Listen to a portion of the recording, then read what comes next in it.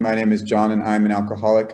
This is a closed meeting of Alcoholics Anonymous. If you have a problem with alcohol, you are welcome to attend the meeting. If you do not have a problem with alcohol, you are kindly asked to leave the meeting. Following are the guidelines suggested. Please turn off microphones when you are not speaking. We ask that while sharing, you will talk about your experience, your strength, your personal hopes, and avoid all dialogue in the chat as well. Please maintain the AA brotherhood, avoid abusive discourse, expressing opinions and giving advice, including in the chat. We keep a respectful dialogue.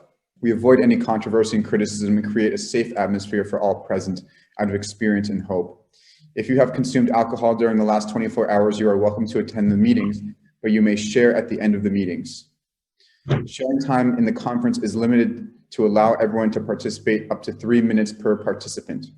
Members who have already shared will be able to share again after all members in the meeting have been given a chance to share.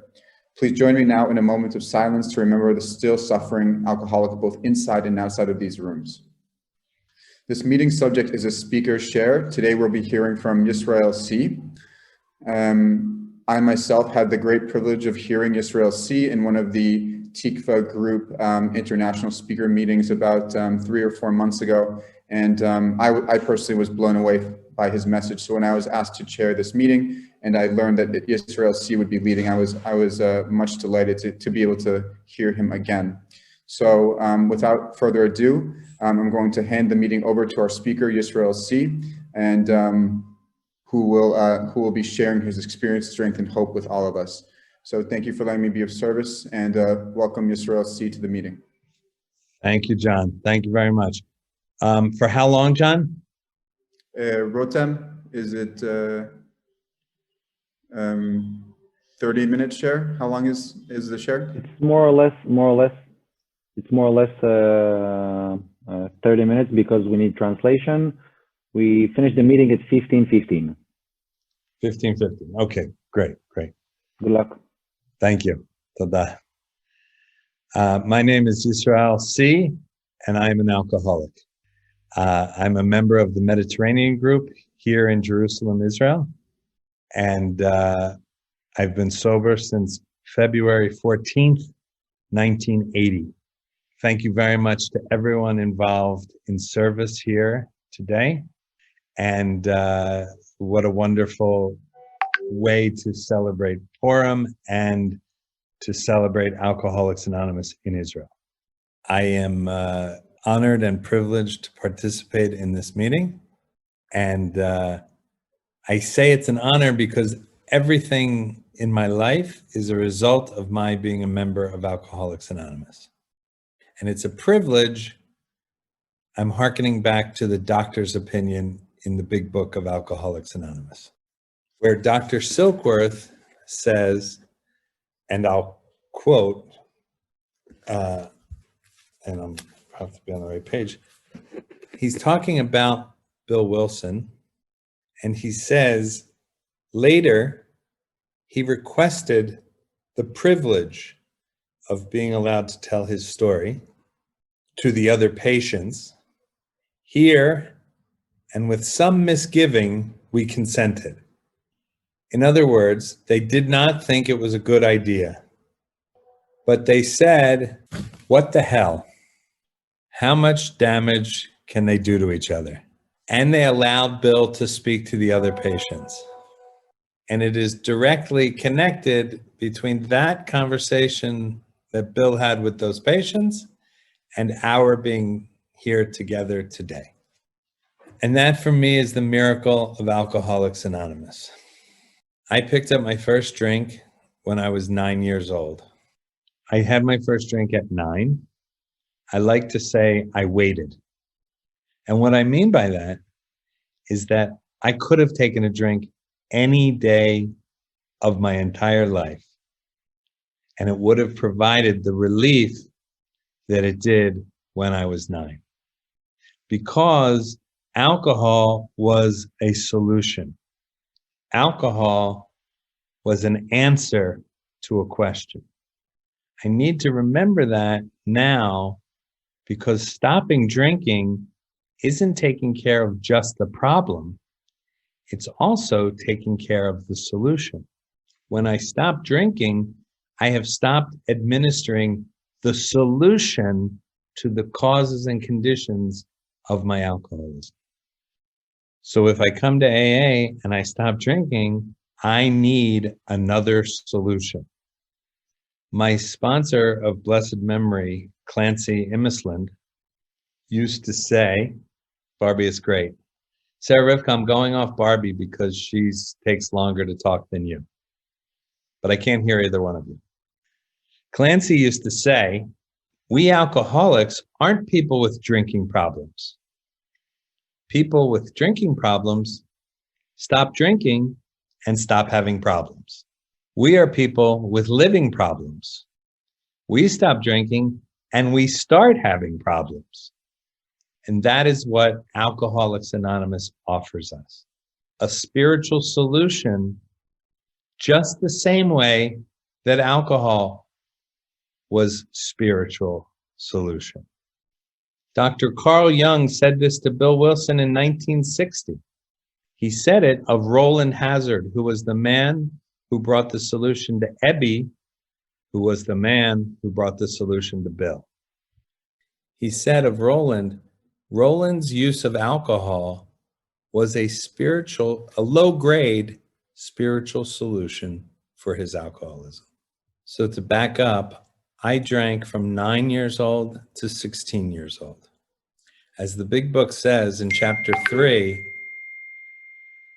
the great obsession of every abnormal drinker is that they will one day control and enjoy their drinking. That is the simple test I hold to determine my alcoholism. Can I control and enjoy my drinking? And for me, the answer is no. If I'm controlling it, I'm not enjoying it. And if I'm enjoying it, I'm not controlling it. One other thing I want to say about alcohol, we used to buy a case of beer every Friday afternoon. And from the time that beer was in the trunk, I felt better. Once I had access to alcohol, I felt better. I don't even need to drink alcohol. I just have to have access to it. The final night of my drinking, I had a hit and run accident with a Catholic priest. Now I sit before you, an Orthodox Jew living in Jerusalem. But I came to AA, an Irish, Italian, Catholic kid from Philadelphia. I'm not saying that if you work the 12 steps of Alcoholics Anonymous in your life, you're going to become an Orthodox Jew. I'm just saying it has happened before. I came to Alcoholics Anonymous, as I said, in early February of 1980. I met a man on my first day of AA who was to become my sponsor. And something crucial happened. I sat in that AA clubhouse all day long. A lot of people gave me their telephone numbers and said, call anytime. One man took my phone number. And the next day he called me. And he said, how'd you like to go to an AA meeting tonight? And I thought, I went to AA yesterday. But I went to AA that second day. And that's the day that I caught alcoholism. My friend of blessed memory, Scott Redman, used to say, alcoholism is contagious. We catch it through our ears. And that's what happened to me. I sat in a meeting of Alcoholics Anonymous, not knowing that I was alcoholic. That's personally why I don't like the announcement that closed meetings are for alcoholics only. I did not know I was alcoholic. I sat there and I listened to all of you. And based on what you said about you, I realized I was alcoholic. And I learned not only that I was alcoholic, but that there was a solution for my alcoholism. That what you had was hope. What you had was knowledge. That there was a way to recover from alcoholism without drinking alcohol, that the causes and conditions of alcoholism could be treated through the 12 steps. The Hasidic rabbi Levi Yitzhak Miberdichev used to say, or said once to the local atheist, "The God that you don't believe in, I don't believe in either." And for me, that is the perfect thing to say to someone new in Alcoholics Anonymous. If you don't believe in God, or you believe that God is angry and hurtful and trying to kill you, I don't believe in that God either. The God that I'm talking about is the spiritual power that gathers or is present when we meet. Go to an AA room early and sit there alone, and see how it feels. And then see how it feels when we're in the midst of a meeting. In my experience, it feels completely different when we're all together. And that, at its most basic level, is the power I'm talking about. Me and any one of you are a power greater than me. And what the book says is I need to access a power greater than myself to effect recovery from alcoholism. And that's what I had then, and that's what I have now. The book talks about the idea of a daily reprieve contingent on the maintenance of our spiritual condition, which says to me that I'm responsible for the maintenance, not the spiritual condition. In other words, if I want the kitchen to be clean, I have to do the maintenance. I have to wash the dishes and sweep the floor, put away the groceries and wipe the counters down. But what I want to do is sit on a chair and stare at the kitchen and wish for it to be in better condition. And call someone and say, "Don't I deserve to have a clean kitchen? After all I do, shouldn't my kitchen be clean?" But I don't want to do the maintenance. I want the result. And so I do the maintenance. I work the steps. I reach out to others and try and give this away as it was freely given to me. I attend meetings because that's where I find new alcoholics, newly sober alcoholics. Dr. Bob, in his story, talks about owing a debt to the man who gave this message to him. And I feel that way too. Because when I arrived here in Alcoholics Anonymous, it wasn't just filled with people that were a little more brand new than me, or a little less brand new than me. Meetings were filled and continued to be filled throughout my sobriety with people with full lives, rich, deep, full lives, full careers and families. And yet they recognized their need to still be here to give what was freely given to them. And when I do that, when I come to Alcoholics Anonymous to give, I get a tremendous amount. But when I come to get, I'm deeply disappointed. I get when I give, but I have to come to give in order to get. Bill Wilson wrote in The Grapevine in the 40s that sobriety was just the first gift of the first awakening. And that has been my experience. My life continues to unfold and continues to blossom in ways I could never have imagined. When I first got here, they said that I could have a life beyond my wildest dreams. I thought what they said was a life of my wildest dreams. If that had been true, I would have a lifetime supply of Marlboro cigarettes and a 41-year-old Camaro, because I would have wanted a brand new Camaro. Don't worry, an American sports car and cigarettes that I don't smoke anymore. But that's not what they offered me. They offered me beyond my wildest dreams. In other words, a life I could not even imagine. And that's what I've been given. A life that I could not have even imagined as I sat there as a 16-year-old boy in meetings of Alcoholics Anonymous. The beauty of Alcoholics Anonymous for me is that the 12 steps worked just as well for a 16-year-old Irish Italian Catholic kid from Philadelphia, whose name was Christopher, as they do for a middle-aged Orthodox Jew living in Jerusalem. As we see from AA's worldwide expansion, the steps work for anyone, anywhere, because they aren't trying to make us into anything except free.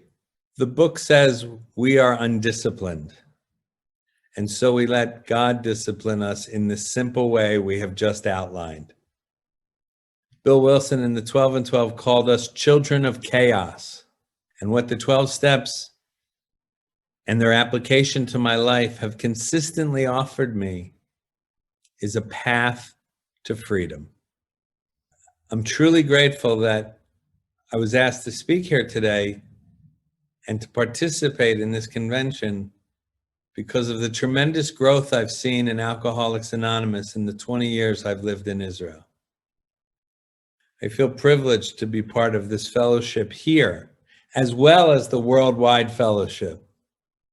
And for me, that's what Zoom represents. Not just a connection to old friends, of which I've been reacquainted with so many, but with the introduction to new friends all over the world, ever reminding me that I am part of a worldwide fellowship. The book talks about the idea we are like the passengers of a life raft, I'm paraphrasing, of the moment after being saved. But I think what Zoom has proven is that we are like the passengers of a great ocean liner, even the moment after it hits the iceberg.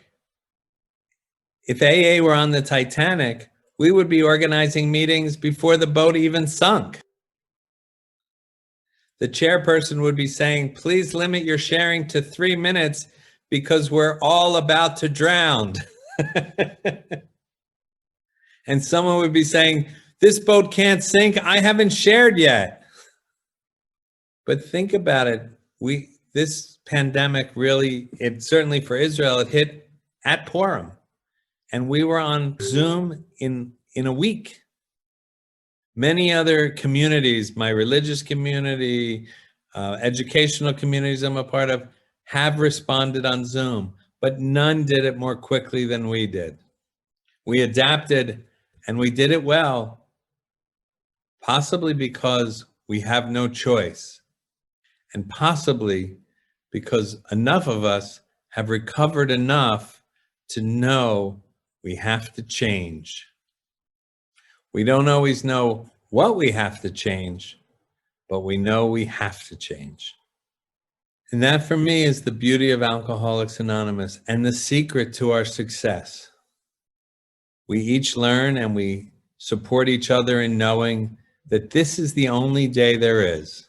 This is the day I have to ask for help to stay sober, to work with someone else who wants to stay sober, and to thank the power of the universe for my sobriety at the end of the day. So I thank you. I thank you for asking me to be here. I thank you for your attendance.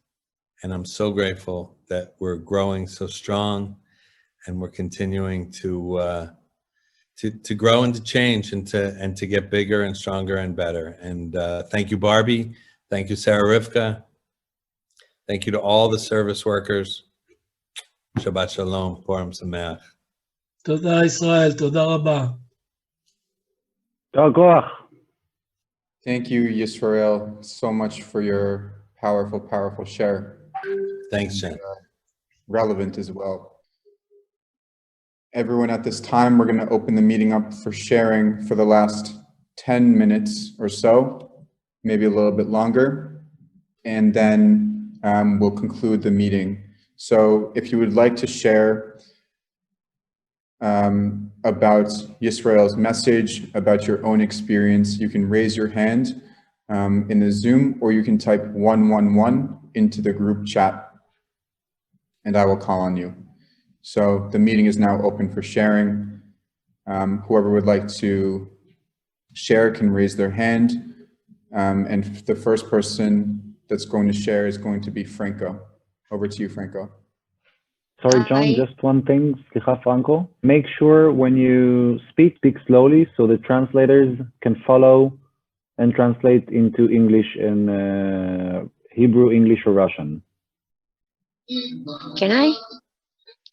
Yes. Hi, Francesca Koristik. I want to say thank you to Israel from the bottom of my heart about explaining how we see his God. It was very meaningful to me and very powerful. Thank you for your wisdom and experience. That's it. Thank you, Franco.